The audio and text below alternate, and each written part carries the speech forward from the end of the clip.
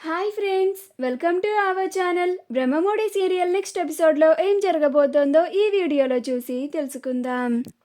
ఆ రాజ్ కావ్యల్ని రెడ్ హ్యాండెడ్గా పట్టిస్తాను చూడు అని అన్న రుద్రాని. అసలేం జరిగింది అని తెలుసుకోవడానికి ఈ వీడియోని స్కిప్ చేయకుండా ఎండ్ వరకు చూసేయండి. రాజ్ కావ్యలు ఇద్దరు శిరీష్ గారు ఇచ్చిన డబ్బుని వాళ్ళ గదిలో ఉండి లెక్క పెట్టుకుంటూ ఉంటారు. అలా రాజ్, మా అమ్మ కూడా నన్ను ఇలా అనుమానిస్తుంది అని నేను అస్సలు ఊహించలేదు అని బాధపడుతూ ఉంటాడు. అప్పుడు కావ్య, మీ అమ్మగారు మిమ్మల్ని అనుమానించలేదండి, వేరే వాళ్ళకి వచ్చిన అనుమానాన్ని తొలగించడానికి ఆవిడ మిమ్మల్ని అలా ప్రశ్నించారంతే, అంతేకాని ఏ కన్న తల్లి కూడా తన బిడ్డని అనుమానించదండి అని అంటుంది. అప్పుడు రాజ్, అవునా కళావతి, మా అమ్మ నా గురించి అంతలాగా ఆలోచిస్తుందా అని అంటాడు. అప్పుడు కావ్య, అవునండి, ఏ కన్న తల్లికి తన బిడ్డని ఎవరైనా ఒక్క మాట అన్నా కూడా అస్సలు నచ్చదు.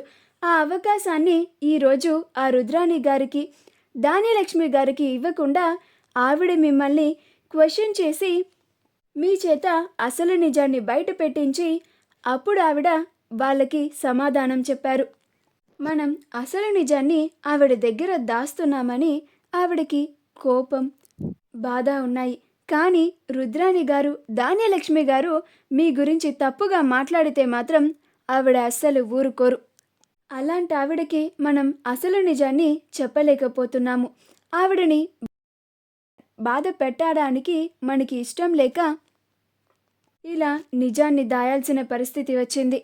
మనం అతి వీలైనంత తొందరలో మనం ఈ సమస్య నుంచి బయటపడి జరిగిందంతా వాళ్ళకి చెప్పాలండి అని అంటుంది.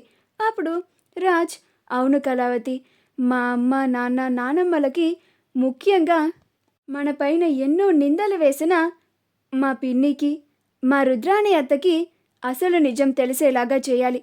మనం ఎలాంటి తప్పు చేయలేదని అందరికీ తెలిసేలాగా చేయాలి. తాతయ్య ఇచ్చిన మాట కోసం మనం ఇన్ని కష్టాలు పడుతూ ఆయన మాటని పోనివ్వకుండా నిలబెట్టామని అందరికీ తెలియాలి. మనం డబ్బు మనుషులం కాదు, విలువలకి గౌరవం ఇచ్చేవాళ్ళమని, ఒక మనిషి మాట ఇస్తే దాన్ని పోనివ్వకుండా కట్టుబడి ఉండేవాళ్ళమని, ఎంత కష్టం వచ్చినా సరే ఈ ఇంటి పెద్ద మాటని పోనివ్వకుండా చేశామని అందరూ తెలుసుకునేలాగా చేయాలి అని అంటాడు. అప్పుడు కావ్య, అవునండి, అలానే చేద్దాం అని ఇద్దరూ కలిసి ఆ క్యాష్ని లెక్క పెడుతూ ఉంటారు. అలా కౌంట్ చేసుకుంటూ ఉంటారు. రాహుల్ రాజ్ కావ్యల గది వైపు నుండి వెళ్తూ వెళ్తూ ఒకవైపు కాల్ మాట్లాడుతున్నా కానీ బై మిస్టేక్ రాజ్ కావ్యల వైపు, వాళ్ళ గది వైపు చూస్తాడు. అలా కావ్య, రాజ్లిద్దరూ డబ్బులు లెక్క పెట్టడం చూస్తాడు. అప్పుడు రాహుల్ తను కాల్లో మాట్లాడుతూ కూడా, నేను ఇప్పుడే కాల్ చేస్తాను అని వెంటనే ఆ కాల్ని కట్ చేసి, ఏం చేస్తున్నారు వీళ్ళు, అసలు రాజ్ కావ్యలకి ఇంత డబ్బు ఎక్కడి నుంచి వచ్చింది, ఎవ్వరికీ తెలియకుండా ఇలా ఇద్దరు గదిలో కూర్చొని డబ్బులు లెక్క పెడుతున్నారేంటి అని డోర్ దగ్గర నుంచొని దొంగచాటుగా చూస్తూ ఉంటాడు. అప్పుడు రాజ్, ఎంత కౌంట్ అయింది కళావతి, మొత్తం 1,80,00,000 కదా అని మాట్లాడుకుంటూ ఉంటే ఆ మాట రాహుల్ విని, అంటే వీళ్ళ దగ్గర 2 కోట్ల క్యాష్ ఉందా, అమ్మో అంత డబ్బా, అంత డబ్బు వీళ్ళకెక్కడిది అని అనుకుంటూ ఉంటాడు. వెంటనే ఈ విషయాన్ని మా మమ్మీకి చెప్పాలి అని వెంటనే రుద్రాణి దగ్గరికి వెళ్ళి, మామ్, ఆ రాజ్ కావ్యల దగ్గర 2 కోట్ల క్యాష్ ఉంది, వాళ్ళిద్దరూ చక్కగా వాళ్ళ గదిలో కూర్చొని ఆ డబ్బుని లెక్క పెట్టుకోవడం నా కళ్ళతో చూశాను అని అంటాడు. అప్పుడు రుద్రాణి, నువ్వు చెప్పేది నిజమేనా రాహుల్ అని అంటుంది. అప్పుడు రాహుల్, నువ్వు నేను చెప్పేది నమ్మలేకపోతే నువ్వు కూడా వెళ్ళి చూడు మామ్, వాళ్ళిద్దరూ కూర్చొని డబ్బులు లెక్క పెడుతున్నారు అని అంటాడు. అప్పుడు రుద్రాణి, అయితే మనం వాళ్ళు అమెరికాకి ఎందుకు వెళ్తున్నారని ప్రశ్నిస్తే తిరిగి మా వదిన నన్నే అవమానిస్తుందా, ఇప్పుడు మనకి మంచి అవకాశం వచ్చింది, ఆ రాజ్ కావ్యలనిద్దరినీ రెడ్ హ్యాండెడ్గా అందరికీ పట్టిస్తాను, ఈ రుద్రాణి అంటే ఏంటో రుజువు చేసి చూయిస్తాను అని అంటుంది. అప్పుడు రాహుల్, ఏం చేయబోతున్నావు మామ్ అని అంటాడు. అప్పుడు రుద్రాణి, ఆ రాజ్ కావ్యలు ఇద్దరు అంత డబ్బుని మాత్రం ఇంట్లో ఉంచారు. రేపు దాన్ని బ్యాంక్లో డిపాజిట్ చేయడానికో లేదా ఆఫీస్లో లాకర్లో పెట్టడానికో తీసుకెళ్ళిపోతారు. అలా తీసుకెళ్ళేటప్పుడు నువ్వు వెళ్ళి ఆ బ్యాగ్ నీ బ్యాగ్ అన్నట్లుగా ఆ రాజ్ దగ్గరికి వెళ్ళాలి. నీ బ్యాగ్ ఎప్పటి నుండో కనిపించడం లేదని, అది ఆ రాజ్ చేతిలో ఉందని అందరి ముందు గొడవ చేయాలి. ఎలాగైనా ఏం చేసైనా కానీ ఆ బ్యాగ్ని ఓపెన్ చేయించాలి. అప్పుడు ఆ బ్యాగ్లో ఉన్న డబ్బులంతా అందరూ చూస్తారు. అంత డబ్బు రాజ్ దగ్గర ఎందుకుంది, రాజ్ ఆ డబ్బుని ఎక్కడికి తీసుకెళ్తున్నాడని అందరూ నిలదీస్తారు.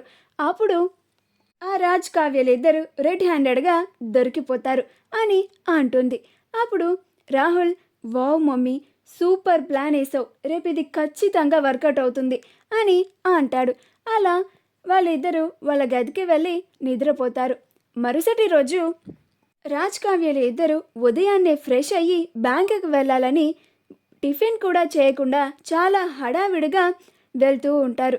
అప్పుడు రాజ్ ఆ క్యాష్ బ్యాగ్ని పట్టుకొని వెళ్తూ ఉంటే అప్పుడు రుద్రాని, ఏంటి రాజ్, అంత హడావిడిగా వెళ్ళిపోతున్నావు, టిఫిన్ కూడా చేయనంటున్నావు, అంత బిజీ వర్క్ ఉందా అని అంటుంది. అప్పుడు అపర్ణ, వెళ్ళే వాళ్ళని ఏదో ఒక మాట అని కూడా పంపించవా రుద్రాని, అంత బిజీ పని ఉంటేనే కానీ రాజ్ అంత పొద్దున్నే వెళ్ళడని తెలుసు కదా, ఎందుకు రాజ్ వెళ్తుంటే అలా ఆపి మాట్లాడుతున్నావు అని అంటుంది. అప్పుడు రాహుల్, ఏ రాజ్, ఈ బ్యాగ్ నాది, నాకు 2 రోజుల నుంచి నా బ్యాగ్ ఎక్కడుందా అని వెతుక్కుంటూ ఉన్నాను, ఇప్పటికి కనిపించింది, అమ్మయ్య, ఇలా ఇవ్వు రాజ్ అని రాజ్ చేతిలోంచి ఆ బ్యాగ్ తీసుకోవాలని చూస్తూ ఉంటాడు. అప్పుడు రాజ్, ఈ బ్యాగ్ నీది కాదు రాహుల్ అని అంటాడు. అప్పుడు రాహుల్, లేదు రాజ్, ఖచ్చితంగా ఇది నా బ్యాగే, నాకు బాగా గుర్తుంది, సేమ్ ఇదే కలర్, సేమ్ ఇలానే ఉంటుంది అని అంటాడు. అప్పుడు రాజ్, నీ బ్యాగ్ కాదని చెప్పానా రాహుల్ అని అంటాడు. అప్పుడు రాహుల్, అంత ఎందుకు రాజ్, ఒకసారి ఓపెన్ చేసి చూస్తే నా బ్యాగో కాదో తెలిసిపోతుంది కదా అని వెంటనే ఆ బ్యాగ్ని లాక్కొని మరీ ఆ బ్యాగ్ని ఓపెన్ చేసేస్తాడు. అప్పుడు రాజ్, అమ్మో, ఇంత డబ్బు ఇప్పుడు ఒకేసారి అందరి ముందు అందరూ చూస్తే ఈ డబ్బు ఎక్కడిది, ఎవరిచ్చారు అని నన్ను క్వశ్చన్ చేస్తారు అని అనుకుంటూ ఉంటాడు. అందరూ ఆ డబ్బును చూసి ఆశ్చర్యపోతారు. అప్పుడు రుద్రాని కావాలని అందరి ముందు, అమ్మో, అంత డబ్బుని ఎక్కడికి తీసుకెళ్తున్నావు రాజ్ అని కావాలని అంటుంది. మా వీడియో కనుక మీకు నచ్చినట్లయితే లైక్ చేయండి, షేర్ చేయండి, మా ఛానల్ని సబ్స్క్రైబ్ చేసుకోండి, పక్కనే ఉన్న బెల్ ఐకాన్ని క్లిక్ చేయడం మాత్రం మర్చిపోకండి.